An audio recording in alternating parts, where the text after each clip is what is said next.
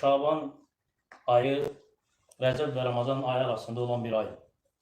Ərəbcə Şaban sözü, ona görə də bu iki ayın arasında olduğu üçün bəzi alimlərin görüşünə görə bu iki ayın arasında olduğuna görə Şaban adlanır.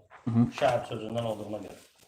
Və bəzi alimlər də Şaban sözünün parçalanma, bölünmə, ayrılma mənasını zikr edirlər. Yəni bu ayda qəbilələr ayrılırdılar. Yəni qəbilələrdən insanlar çıxırdılar və bölünürdülər su axtarmaq üçün.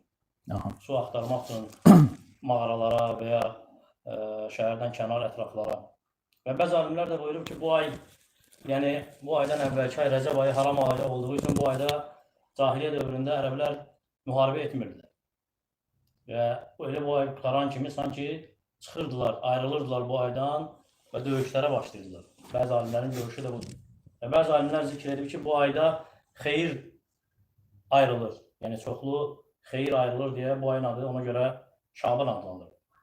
Və İbn Həcərin və başqalarının seçdiyi, yəni mötəbər görüşlərinə görə bu ayın Şaban ayını adlandırmasının ən əsas səbəbi ərəblərin və ya qəbilələrin bu ayda su axtarmaq üçün ayrılmalarıdır, çıxmalarıdır və həmçinin bu ayın iki ayın arasında olması, yəni haram ayı ilə rəhmət ayının arasında olmasına görə ona Şaban adlanır ki, yəni bu ay sanki bu iki ayı bir-birindən ayırır.